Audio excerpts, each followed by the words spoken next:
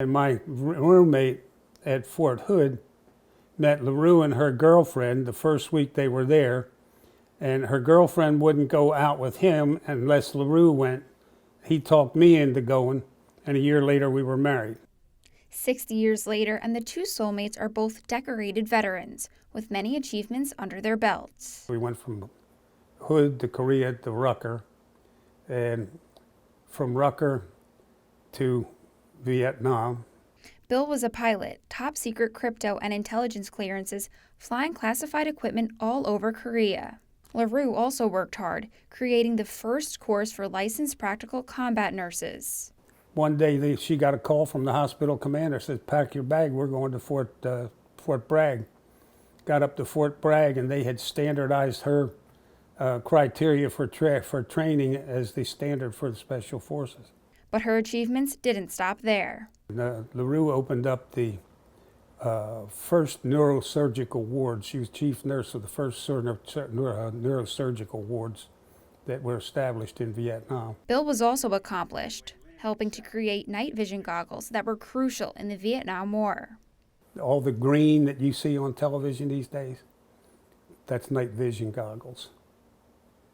And when I was in combat developments in, what was it, 70 something, early 70s, the thing was that those who rule the night rule the war, rule the law, the war.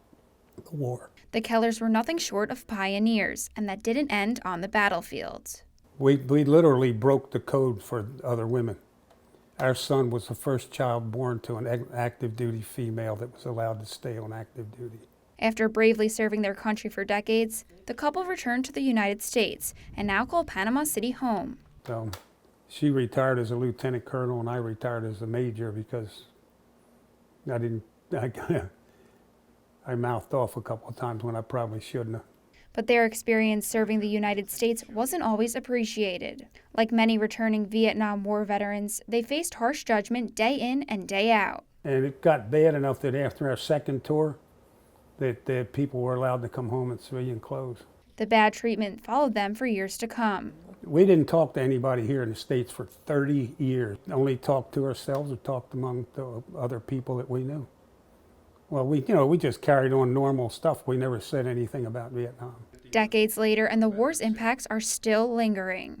The worst on PTSD were young kids, got drafted, went to Vietnam 2 years, came home, got out, and had nobody to talk to. Nobody understood. Nobody, they probably get jumped on if they said anything. Despite the hardships brought on by serving in Vietnam, Keller has no regrets about his and his wife's service to their country. Lord, no.